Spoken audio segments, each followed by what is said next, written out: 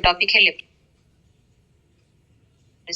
जिसपे हम पढ़ेंगे प्रिवेंशन ऑफ लेप्रोसी, डायग्नोसिस और थेरेप्यूटिक गाइडलाइंस यानी कि ट्रीटमेंट गाइडलाइंस और recent updates of leprosy elimination programme. सबसे पहले डायग्नोसिस टोटली क्लिनिकल होती है और बेस होती है at least one of the following cardinal sign. मतलब ये जो हमने नीचे 3 साइंस दिए हैं, इसमें से कोई भी एक साइन मिल जाएगा तो हम डायग्नोसिस बना सकते हैं। पहला साइन क्या है? जो भी हाइपोपिगमेंटेड पेल यानी कि लाइट कलर का पैच होगा स्किन पे या फिर रेडिश स्किन पैच होगा, उस एरिया में लॉस ऑफ सेंसेशन होगा। अगर हम पेशेंट को उस एरिया में फिंगर से टच करेंगे, पेन की टिप से टच करेंगे या कॉटन से टच करेंगे, पेशेंट को कुछ भी फील नहीं होगा। पेशेंट ये नहीं बता पाएगा कि हाँ हमें वहां पर कोई उस एरिया में कोई टच कर रहा है, तो लॉस ऑफ सेंसेशन हो जाएगा। दूसरा, अगर नर्व इन्वॉल्वमेंट है, पेरिफेरल नर्व, तो वो नर्व जो होगी थिक हो जाएगी या फिर इनलार्ज हो जाएगी। तो नर्व जो सप्लाई करती है सेंसरी या फिर मोटर, तो जो भी सेंसरी मोटर सप्लाई होगी उसका लॉस हो जाएगा। मतलब मसल का जो काम होगा वो मसल अपना काम नहीं कर पाएगी। और तीसरा, जब हम स्लिट स्किन स्मीयर करेंगे तो वहां पर हम बेसिलाई को देख ले रहे हैं। जब बेसिलाई दिख जा रहा है तो इसका मतलब डेफिनेटिव डायग्नोसिस है कि लेप्रोसी है पेशेंट को। कंफर्मेशन करने के लिए हम क्या करते हैं? बायोप्सी करते हैं, या तो स्किन की या फिर नर्व टिश्यूज की, और उसको स्टेन करते हैं एसिड फास्ट स्टेनिंग, जिसको हम ZN स्टेनिंग या ज़ील लेंसन स्टेनिंग कहते हैं। स्पेसिमेन हम कहाँ से लेंगे बायोप्सी के लिए? स्किन स्मीयर बनानी है तो हम स्पेसिमेन ले सकते हैं ईयर लोब से, एल्बो से या फिर नी से। और अगर स्किन की बायोप्सी करनी है तो हम जो एक्टिव हाइपोपिगमेंटेड पैच है या फिर रेड कलर का पैच है उसके एज से ले सकते हैं। और अगर हम नर्व बायोप्सी करनी है तो फिर हम इन्वॉल्व नर्व से, जो कि हमारे थिकन या फिर इनलार्ज नर्व होगी, उससे ले सकते हैं। तो स्टेनिंग कौन सी थी? Ziehl Neelsen staining, ZN staining. इसके स्टेप्स क्या हैं? सबसे पहले हम स्मीयर बना लेते हैं, उसको फिक्स करते हैं हीट से, मतलब उसको हीट करेंगे। हीट करने से क्या होता है? प्रोटीन कोएगुलेट हो जाता है और वो ड्राई हो जाती है और स्टिक हो जाते हैं बेसिलाई स्लाइड पर। तो उससे क्या होगा? जब हम स्टेन डालेंगे तो स्टेन को अच्छे से रिसीव कर पाएंगे, अच्छे से स्टेन उनमें फिक्स हो जाएगा। तो हम पहले फिक्स कर लेंगे, फिर क्या करेंगे? प्राइमरी स्टेन करेंगे कार्बोल फ्यूजन से। ये रेड कलर की डाई होती है, हल्का सा हीट करेंगे और धीरे धीरे उसमें स्टीम यानी कि धुआं आना शुरू हो जाएगा। जब धुआं आना दिखने लगे आप, तो आप उसको बंद कर देंगे और ठंडा करेंगे। उसके बाद में उसको वॉश करेंगे वाटर से। फिर हम उसमें डीकलराइजर डालेंगे। अब डीकलराइजर क्या करेगा? जो हमने रेड कलर आया था कार्बोल फ्यूजन प्राइमरी डाई की वजह से या प्राइमरी स्टेन की वजह से, उसको डीकलराइज कर देगा। डीकलराइजर होता क्या है हमारे यहाँ पर? 5% सल्फ्यूरिक एसिड। जब वो डीकलराइज कर देगा उसके बाद में हम क्या करेंगे? धीरे से स्लाइड को वॉश कर लेंगे वाटर से, रिंस कर देंगे। फाइनली हम काउंटर स्टेन डालेंगे, जो कि हमारा ब्लू कलर का मेथिलीन ब्लू डाई होती है। काउंटर स्टेन जो बाकी का बैकग्राउंड और नॉन एसिड फास्ट बेसलाई होते हैं उनको ब्लू कलर से स्टेन कर देगा, लेकिन जो एसिड फास्ट बेसलाई जो हमारा एम लेप्री है वो हमारा रेड कलर का ही रह जाएगा। वो प्राइमरी डाई को ही रिटेन करके रखेगा। जैसे कि आप इस पिक्चर में देख रहे हैं, लेफ्ट साइड में आपको एक कुटेनियस नर्व का सेक्शन मिल रहा है, जिसमें आपको बहुत सारे एम लेप्री बेसलाई जो ये रेड रेड डॉट दिख रही है, दीज आर बेसलाई। सिमिलरिटी, ये ग्रेनुलोमा का सैंपल है, जिसमें आपको बहुत सारी ये रेड रेड से डॉट दिख रही है, these red dots are M leprae. इस स्लाइड में आपको दिख रहा है एक नर्व टिश्यू जिसमें एक डेंस इन्फिल्ट्रेट है, मतलब बहुत डेंस कलेक्शन है अनडिफरेंशिएटेड हिस्टियोसाइट्स का या फिर लिम्फोसाइट्स का। ये जो डार्क ब्लूइश दिख रही है, ये हिस्टियोसाइट या लिम्फोसाइट का इन्फिल्ट्रेशन है। और साथ में इसका जो न्यूरल शीथ है, इंडोन्यूरल रीजन है, इसमें भी आपको इन्फिल्ट्रेशन देखने को मिल रहा है। इस वाले पिक्चर में आपको ये टेस्टिकुलर टिश्यू का पिक्चर है, इसमें आपको फोम सेल्स मिल रही हैं। ये मल्टीवेसली लेप्रोसी के केस में आपको दिखता है। फोम सेल्स, फोम मतलब बबल्स, तो बीच में एयर, जहां पे आपको व्हाइटिश रीजन दिख रहा है, वो फोम सेल्स हैं। बैक्टीरियल इंडेक्स क्या होता है? अब हम जब बैक्टीरिया को हमने देखा स्लाइड में, तो हमें निकालना पड़ता है बैक्टीरियल इंडेक्स। मतलब हमें उससे बैक्टीरिया का नंबर पता चलता है कि इस हाई पावर फील्ड में कितने बैक्टीरिया है, और हम मॉर्फोलॉजी भी चेक कर पाते हैं। तो बैक्टीरियोलॉजिकल इंडेक्स और मॉर्फोलॉजिकल इंडेक्स, इससे हम कैलकुलेट करते हैं एक्सटेंट ऑफ बैक्टीरियल लोड या फिर number of solid staining acid fast bacilli. दोनों से हम क्या असेस करते हैं? अमाउंट ऑफ इन्फेक्शन कितना है, पेशेंट को कितना ज्यादा इन्फेक्शन है, जितना ज्यादा नंबर ऑफ बेसिलाई होगा फील्ड्स में, उतना ही अमाउंट ज्यादा इन्फेक्शन का होगा, मतलब उतना ही ज्यादा इन्फेक्शन होगा पेशेंट को। वायबिलिटी ऑफ ऑर्गेनिज्म चेक कर सकते हैं। और दूसरा, पेशेंट अगर ट्रीटमेंट में है तो अगर हम बार बार फॉलो अप में उसका स्मीयर लेंगे तो हम देख सकते हैं कि बेसलाइन का नंबर कम हो रहा है या नहीं कम हो रहा है। तो पेशेंट के हम ट्रीटमेंट को भी इससे इसकी प्रोग्रेस को चेक कर सकते हैं। तो this is the grading of treatment. It starts from 0 to +6, जिसमें हमारा 0 ट्यूबरकुलाइड लेप्रोसी है, +1 बॉर्डरलाइन ट्यूबरकुलाइड है, +2 बॉर्डरलाइन लेप्रोसी है और +3 and 4 हमारा बॉर्डरलाइन लेप्रोमेटस लेप्रोसी है। और जो +5 और +6 है, मतलब मैक्सिमम नंबर ऑफ बेसिलाई जो प्रेजेंट होंगे हर फील्ड में, अगर वो 100 से 100 से 1000 या फिर 1000 से भी ज्यादा होंगे तो इसका मतलब वो लेप्रोमेटस लेप्रोसी है। मतलब number of bacillary load is maximum in case of लेप्रोमेटस leprosy.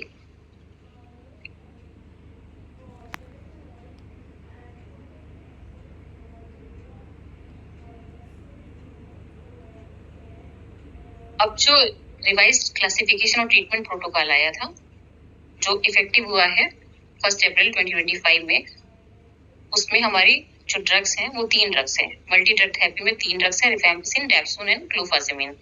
ये हमारा स्टैंडर्ड रेजिम है और इसमें हमारे ब्लिस्टर कैलेंडर पैक्स आते हैं, जो कि 4 वीक्स या फिर 28 डेज के लिए एक ब्लिस्टर पैक होता है। मतलब दवा का जो एक ब्लिस्टर होता है, एक स्ट्रिप होती है, वो 28 डेज के लिए काम करती है। डोजेस क्या होती है? रिफैम्पिसिन कैप्सूल फॉर्म में आता है, इसकी डोज होती है 10 मिलीग्राम पर केजी बॉडी वेट, जो कि हम मंथली वंस, आर से रिफैम्पिसिन, आर से रेयरली, मतलब बहुत ही रेयर यूज करना है, मंथ में एक बार यूज कर लिया, काम खत्म। फिर दूसरा है टैबलेट डेप्सोन। डेप्सोन टी से द से 2 ऐसे याद कर सकते हैं। तो 2 मिलीग्राम पर केजी बॉडी वेट और डी से डेली, हमें डेली लेना है इसको, डेप्सोन को डेली लेना है। और फिर आता है कैप्सूल क्लोफाजेमिन का। क्लोफाजेमिन हमेशा हम सी से क्लोफाजेमिन और सी से कॉम्बिनेशन, इसको हम डिफरेंट कॉम्बिनेशन में यूज करते हैं।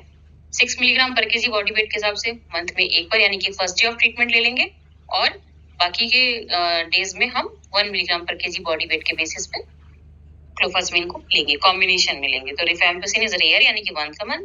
डेप्सोन इज 2 मिलीग्राम पर केजी बॉडी वेट डेली, यानी कि डी से डेली। और सी से clofazimine, it is in combination, first day 6 milligram पर केजी बॉडी वेट, और बाकी दिनों में, मतलब मंथ के अदर डेज में, स्टार्टिंग फ्रॉम 2 to 30 या 2 to 31 और 2 to 28, whatever days are there in month, उसके अकॉर्डिंग हम 1 मिलीग्राम पर केजी बॉडी वेट के अकॉर्डिंग लेंगे।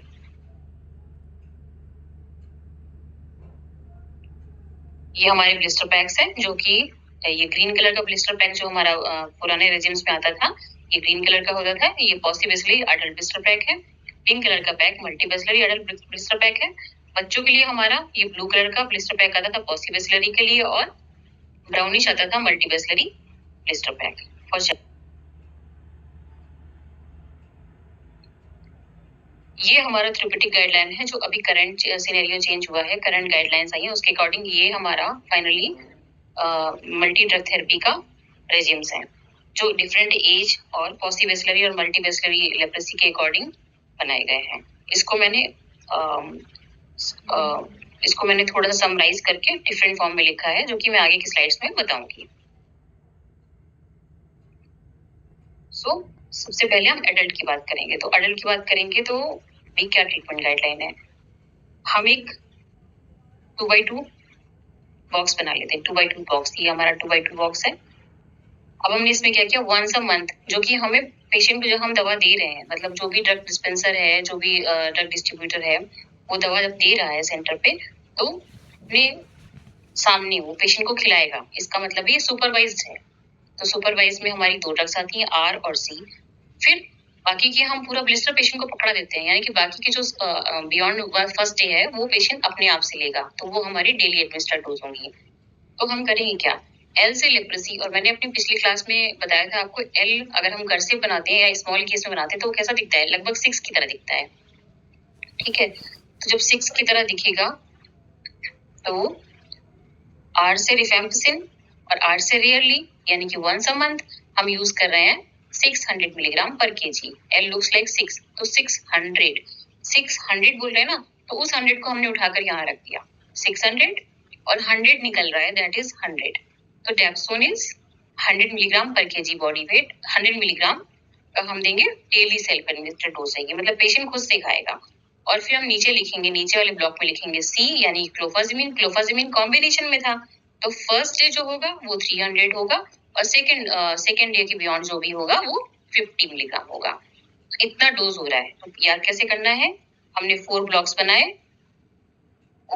राइट लेफ्ट साइड वाला हमारा वंस अ मंथ होगा, जो कि पेशेंट हमारी प्रेजेंस में खाएगा, मतलब जो ड्रग डिस्ट्रीब्यूटर है वो अपनी प्रेजेंस में ही खिलाएगा पेशेंट को। बाकी की जो ये दवाएं हैं पेशेंट अपने आप से खुद से खाएगा starting from second day of month. तो ये हमारा L लुक्स लाइक 6, तो हमने 100 को हमने यहाँ पे अलग से लिख दिया 600। अब इन दोनों को जस्ट हाफ कर दो तो क्या आता है? 300 और 50। 600 का 300 और 100 का 50। तो ये हो गई हमारी doses. This is for adult. Okay, तो मल्टीबैसिलरी और पॉलीबैसिलरी दोनों के केस में डोजेस सेम है, पर जो ट्रीटमेंट का ड्यूरेशन है मल्टीबैसिलरी के केस में 12 मंथ है और पॉलीबैसिलरी के केस में 6 मंथ है। अब हम बात करते हैं चिल्ड्रन की। चिल्ड्रन यानी कि 10 to 14 ईयर। सेम हमारा 2x2 टेबल। यहाँ पे अब क्या है? चिल्ड्रन क्या है? हमने अडल्ट को बोला कि 15 ईयर अब अगर हम एज की बात करें तो उससे पहले कौन सा नंबर आता है? अडल्ट से छोटे होते हैं चिल्ड्रन, और 6 से छोटा होता है 5 और 4। तो हमने यहाँ पे वो 2 डिजिट ले लिए रिफैम्पिसिन के। 600 की जगह पे 6 के पहले 5 और 4, यानी कि 450 डोज हो गई। वहां पे हम क्या कर रहे थे? हाफ कर रहे थे। अब हमें वहां पे हाफ नहीं करना, अभी हमें यहाँ पर 1/3 करना है, क्योंकि बच्चे छोटे होते हैं तो उनको और कम डोज देना है। तो 1/3 कर देंगे तो क्लोफाजिमिन कितना हो जाएगा? 150 मिलीग्राम।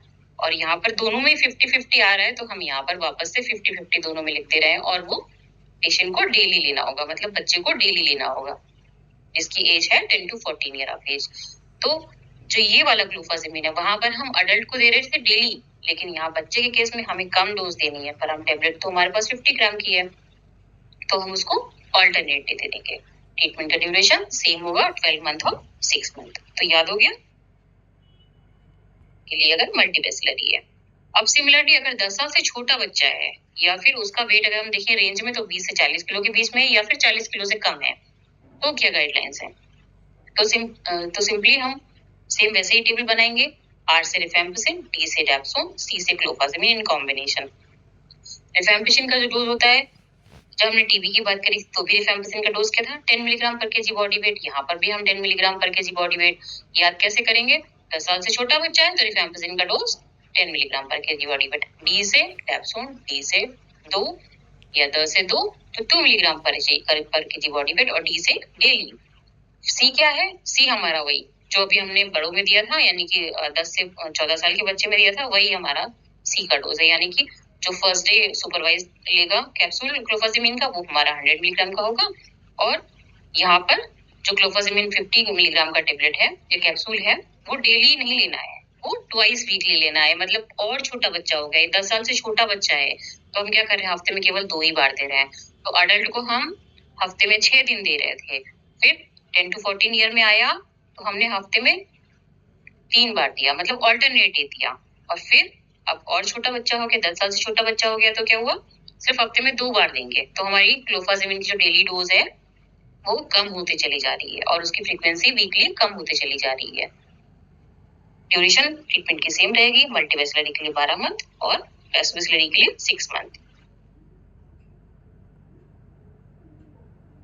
अब आता है सिंगल लीजन पॉसिबैसिलरी। अगर कोई ऐसा पेशेंट है जिसको पॉसिबैसिलरी लीजन है लेकिन वो सिंगल लीजन है, तो हम उसको रोम रेजिम देते हैं। रोम का मतलब है R से रिफैम्पिसिन 600 mg की टेबलेट, O से ओफ्लॉक्सासिन 400 मिलीग्राम की टेबलेट, और M से मॉक्सीफ्लॉक्सासिन जो हमारा 100 मिलीग्राम की टेबलेट है। तो ये सिंगल डोज देंगे तो रोम रेजिम आएगा हमारा। पोस्ट एक्सपोजर प्रोफाइलेक्सिस में हम क्या क्या देंगे? पोस्ट एक्सपोजर प्रोफाइलेक्सिस जब भी होती है तो हम कांटेक्ट ट्रेसिंग करेंगे। पेशेंट के जो कांटेक्ट्स हैं, जैसे उसे घर में उनके साथ रहने वाले हाउस होल्ड्स, उसके पड़ोसी, नेबर्स और अदर सोशल कांटेक्ट, जिनके भी कांटेक्ट्स में वो आता है, जिनको वो टच कर सकता है या जिनसे बात कर सकता है, शेक हैंड कर सकता है, वो वाले लोग। तो ये हो गए हमारे कांटेक्ट ट्रेसिंग। वो हमारे कांटेक्ट्स को हम क्या देंगे? Single dose of rifampicin at the rate of 10 milligram पर केजी बॉडी वेट। जो भी हम रिफैम्पिसिन या तो टीबी में दे रहे थे या फिर आगे हम ट्रीटमेंट जो लेप्रोसी में जो हमने एनएमडीटी में दिया वो भी हमारा 10 मिलीग्राम पर केजी बॉडी वेट। तो सिंगल डोज हम दे देंगे, that is post exposure prophylaxis. अब आते हैं प्रोग्राम की तरफ। तो जो नेशनल लेप्रोसी एलिमिनेशन प्रोग्राम था ये स्टार्ट हुआ था हिंद कुष्ठ निवारण संघ 1948 से। बाद में इसका नाम चेंज किया गया। 1955 में आया हमारा NLCP, उसके बाद आ गया इरेडिकेशन प्रोग्राम, और 1983 में ही MDT को इंट्रोड्यूस किया गया, मतलब मल्टी ड्रग थेरेपी जो रिफैम्पिसिन, डेप्सोन और क्लोफाजिमिन के साथ थी, उसको इंट्रोड्यूस किया गया पहली बार। और जो नेशनल लेवल का एलिमिनेशन था उसको अचीव कर लिया गया था 2005 में। और उसी समय इस प्रोग्राम को NRHM 2005 में NRHM के साथ मर्ज कर दिया गया। फिर हमारा 7 में disability prevention and medical rehab guidelines आई थी, और हमारा एक real time online leprosy reporting software आया था, इंडिया में लॉन्च किया गया 2016 में। ये बहुत इंपॉर्टेंट है। निकुस्ट इसका नाम था। जैसे ये लेप्रेसी के लिए निकुस्ट है, और टीबी के लिए क्या है, निक्श है, वो भी real time TB reporting software है। तो वैसे ही यहाँ पे निकुस्ट है, real time leprosy reporting software. फिर स्लैग गाइडलाइन है, स्पर्स लेप्रेसी अवेयरनेस कैंपेन 17 में आया, और उस साथ में पोस्ट एक्सपोजर प्रोफाइलेक्सिस, जिसमें हमारा single dose rifampicin at the rate of 10 milligram पर केजी बॉडी वेट कॉन्टेक्ट्स के लिए। फिर उसके बाद में 19 में लेप्रेसी की स्क्रीनिंग को आयुष्मान भारत के साथ मिक्स कर दिया गया, कन्वर्ज कर दिया गया। और 2023 में रिवाइज क्लासिफिकेशन आया लेप्रेसी का, एंड ट्रीटमेंट गाइडलाइंस आई पॉलीवेस्लरी एंड मल्टीवेस्लरी लेप्रेसी के लिए। और जो निकुस्ट हमारा online real time leprosy reporting software था, उसका सेकेंड वर्जन आया, यानी कि निकुस्ट 2.0। और साथ में 2023 में एंटी माइक्रोबियल रेजिस्टेंस की गाइडलाइन भी आई, और NSP national strategic plan launch किया गया। फिर 2025 यानी कि इस साल में क्या अपडेट आया? इस साल में क्या अपडेट आया? रिवाइज ट्रीटमेंट जो अभी मैंने आपको बताया वो इम्प्लीमेंट किया गया ऑल ओवर इंडिया, और लेप्रेसी को नोटिफाइबल डिजीज घोषित कर दिया गया, मतलब डिक्लेयर कर दिया गया कि नोटिफाइबल डिजीज है। अगर कहीं भी कोई पेशेंट मिलता है हमें लेप्रेसी का, या किसी भी डॉक्टर के पास आता है, तो वो उसको नोटिफाई कराएगा पब्लिक हेल्थ सेटअप में, और उसको जो MDT है वो फ्री ऑफ कॉस्ट मिलेगी। नोटिफिकेशन से क्या होगा? हमें total number of leprosy cases all over the India पता चल जाएगा कि कितने लेप्रेसी केसेस हैं, तो हम उससे डिसाइड कर पाएंगे कि हम एलिमिनेशन की रेंज में है या इरेडिकेशन की रेंज में है, मतलब कितने केसेस हैं और उसकी प्रेवलेंस क्या है। अब ये जो प्रोग्राम है हमारा नेशनल लेप्रेसी इरेडिकेशन प्रोग्राम, ये अलाइन है SDG सस्टेनेबल डेवलपमेंट गोल के साथ में, या फिर WHO की जो ग्लोबल लेप्रेसी स्ट्रेटेजी है उसके साथ में। तो एम क्या है इस प्रोग्राम का? Zero disability, zero transmission and zero discrimination by 2027। मतलब जो SDG का टारगेट है हमारा 2023 है, हमने उससे 3 साल पहले का टारगेट रखा है कि हम बाय 2027 लेप्रेसी का ट्रांसमिशन जीरो कर देंगे, डिसेबिलिटी लेप्रेसी की वजह से जो भी होती है उसको जीरो कर देंगे, और पेशेंट को कोई भी डिस्क्रिमिनेशन नहीं झेलना पड़ेगा, उसको भी हम जीरो कर देंगे, मतलब स्टिग्मा भी खत्म कर देंगे। और विजन है क्या? Leprosy free India. मिशन हमारा क्या है? Quality leprosy service which is free of cost, मतलब हमें लेप्रेसी का ट्रीटमेंट या जो भी रिहैब सर्विसेज हैं वो पेशेंट को फ्री ऑफ कॉस्ट देनी है, वो किसी भी पॉपुलेशन का हो, किसी भी सेगमेंट से आता हो, और वो उसको इजीली एक्सेस कर सकता हो, मतलब हमें हर लेवल पे पहुंचा देनी है, CSC PSC से पहुंचा देना है, ताकि कहीं का भी पेशेंट हो, रूरल एरिया का पेशेंट हो, उसको भी आराम से वो एक्सेस कर सके। और एक इंटीग्रेटेड हेल्थ केयर सिस्टम बनाना है ताकि पेशेंट का ट्रीटमेंट हो सके और उसको जो डिसेबिलिटी है उसकी प्रॉपर केयर हो सके। तो ऑब्जेक्टिव क्या थे? जो प्रेवलेंस है लेप्रेसी के इन्फेक्शन का, उसको कम करना है। कितना कम करना है? आउट ऑफ 10,000 पॉपुलेशन हमें 1 या उससे कम केस मिलेगा, ये हमारा टारगेट है, ऑब्जेक्टिव है। ग्रेड 2 डिसेबिलिटी जो होती है उसका जो परसेंटेज है less than 1 among new cases, मतलब हमारे पास जितने भी न्यू केसेस आ रहे हैं उसमें से सिर्फ लेस देन 1 हो उसका परसेंटेज। और ग्रेड 2 डिसेबिलिटी केसेस को हम पर मिलियन 1 या 1 से कम केस मिले हमें, ये दोनों नेशनल लेवल पे हैं, जबकि हमारा प्रेवलेंस वो सब नेशनल या फिर डिस्ट्रिक्ट लेवल में है। मतलब अगर हम डिस्ट्रिक्ट की बात करें या सब नेशनल लेवल की बात करें स्टेट्स की, तो किसी भी स्टेट में या कुछ डिस्ट्रिक्ट में 10,000 पॉपुलेशन पे हमारा 1 या 1 से कम केस मिलेगा, तो हमारा जो ऑब्जेक्टिव है फुलफिल हो जाएगा। और ग्रेड 2 डिसेबिलिटी का परसेंटेज नए केसेस में 1 से कम हो और उसके केसेस पर मिलियन में 1 से कम हो, ये नेशनल लेवल पे है। Zero disabilities among new child cases, जो बच्चे आ रहे हैं, अफेक्टेड केसेस ऑफ चाइल्ड आ रहे हैं, तो उसमें जीरो डिसेबिलिटी हो। साथ में जो लेप्रेसी की वजह से जो डिसेबिलिटी होती है उसकी वजह से स्टिग्मा होता है, उस स्टिग्मा को भी हमें रिड्यूस करना है और डिस्क्रिमिनेशन को भी हमें रिड्यूस करना है। स्ट्रेटेजी क्या हम अपनाएंगे इसके लिए, इस ऑब्जेक्टिव को अचीव करने के लिए? To reduce the prevalence rate less than 1 per 1000 population at sub national and district level. हम कर क्या सकते हैं? Early detection and complete treatment कर सकते हैं नए केसेस का, और हाउस होल्ड कॉन्टेक्ट सर्वे कर सकते हैं, जिसमें हम किसको इन्वॉल्व करेंगे? पेरिफेरल हेल्थ वर्कर्स को, आशा को, जो कि हमारा डिटेक्शन और ट्रीटमेंट के कंप्लीशन में हेल्प करेगी। साथ में हम disability prevention and medical rehab services को कर सकते हैं strengthen. IEC information, education and counselling activities कर सकते हैं। उससे क्या होगा? सेल्फ रिपोर्टिंग बढ़ जाएगी पेरिफेरल हेल्थ सर्विसेज में, सेंटर्स पे, और स्टिग्मा कम कर सकते हैं हम आईईसी के थ्रू। इंटेंसिव मॉनिटरिंग और सुपरविजन करेंगे at health and wellness centre, जो अभी आयुष्मान आरोग्य मंदिर कहे जाते हैं। हेल्थ एंड वेलनेस सेंटर का नया नाम क्या है? आयुष्मान आरोग्य मंदिर। और साथ में पीएससी और सीएससी ब्लॉक्स पे भी। तो हमें करना क्या है? Early detection and complete treatment करना है, हाउस होल्ड कॉन्टेक्ट सर्वे करना है, डिसेबिलिटी प्रिवेंशन और रिहैब सर्विसेज को स्ट्रेंथन करना है, आईसी एक्टिविटीज को स्ट्रेंथन करना है, जिससे कि पेशेंट की सेल्फ रिपोर्टिंग बढ़ जाए, स्टिग्मा कम हो जाए, और साथ में मॉनिटरिंग और सुपरविजन करना है सारे सेंटर्स पे और पेरिफेरल लेवल पे भी, जिससे कि हमारा जो ये प्रेवलेंस रेट है लेस देन 1 per 1000 हो जाए नेशनल या फिर सब नेशनल लेवल पे। ये हमारे प्रोग्राम के कंपोनेंट्स हैं। These are the components of the program: case detection management, DPMR, IC services, BCC services, BCC, human resource and capacity building, and finally program management.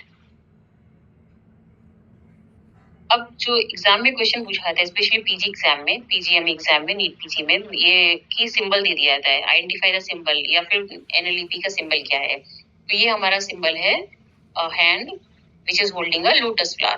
तो इसमें हम बताता क्या है? It symbolize the beauty and purity in the lotus. जो flower है that is beautiful and pure. Leprosy can be cured and the leprosy patient can be useful member of the society in the form of partially affected thumb. ये partially affected thumb दिख रहा है हमें, तो ये बताया कि ये क्योर हो सकता है और वो यूजफुल मेंबर हो सकता है। And normal 4 finger and shape of house, मतलब वो अपनी हाउस होल्ड एक्टिविटी, अपनी सोशल एक्टिविटीज को आराम से कर सकता है। ऐसा कोई वो नहीं है कि स्टिग्मा कि नहीं, वो पेशेंट अगर लेप्रेसी हो गया तो अपनी हाउस होल्ड या सोशल एक्टिविटीज को नहीं कर सकता, सोशल रिस्पॉन्सिबिलिटीज को नहीं निभा सकता। Patient can be responsible socially. And hope और ऑप्टिमिज्म, ये जो सन दिख रहा है, this sun is the symbol of hope and optimism. मतलब पेशेंट के ठीक होने के, अगर वो एमडीटी लेगा टाइम पे, अर्ली डायग्नोसिस हो जाएगी और ट्रीटमेंट हो जाएगा, तो प्रॉपर ट्रीटमेंट हो जाएगा, तो प्रॉपरली पूरी अच्छे तरीके से, पूरी तरीके से पेशेंट ठीक हो जाएगा। And finally, one more important thing, सपना। This is सपना। सपना क्या है? सपना एक गर्ल है जो हमारी इंडिया की मैस्कट है, और इसको क्रिएट किसने किया? इसका क्रिएशन किया था लेप्रेसी मिशन ट्रस्ट इंडिया ने, और अडॉप्ट किया था central leprosy division of government of India ने। सपना एक गर्ल है जो कि हेल्प करती है, लेप्रेसी की इंफॉर्मेशन को कम्युनिटी में स्प्रेड करती है, उसके साइन सिम्टम्स को बताती है, लोगों को ये बताती है कि उसका अर्ली डिटेक्शन और अर्ली डायग्नोसिस और ट्रीटमेंट के क्या फायदे हैं, पेशेंट अच्छे से ठीक हो सकता है, और साथ में इससे रिलेटेड जो भी स्टिग्मास हैं उनको रिड्यूस करने में हेल्प कर सकती है। कम्युनिटी पार्टिसिपेशन को बढ़ावा देगी, मतलब लोगों को जागरूक बनाएगी, लोग आएंगे, पार्टिसिपेट करेंगे, लोग बताएंगे कि हाँ उसको लेप्रेसी हुआ, या फिर अच्छे से ट्रीटमेंट ले लो, और दूसरों को भी वो चीज कन्वे करेंगे, और अर्ली रिपोर्टिंग ऑफ केसेस भी बढ़ जाएगी उससे। सपना is used in various campaign and initiative. इसको हम सपना को बहुत सारे कैंपेन और इनिशिएटिव में यूज किया गया, जैसे कि स्लैग, Sparsh leprosy awareness campaign to educate the public about leprosy. Leprosy की सारी चीजें, मतलब साइन सिम्टम्स, ट्रीटमेंट, डायग्नोसिस और स्टिग्मा से रिलेटेड प्रॉब्लम्स, इन सबको बताने के लिए, इन सबको पब्लिक को बताने के लिए सपना काम करती है। Thank you very much, this is all for the day. और यहाँ पर मैंने कुछ रेफरेंसेस दिए हैं, इन रेफरेंसेस से ही स्टैंडर्ड रेफरेंसेस हैं, इन्हीं से मैंने स्लाइड्स बनाई है। तो अगर आपको और भी जानकारी चाहिए तो you feel free to go through these references. Thank you very much.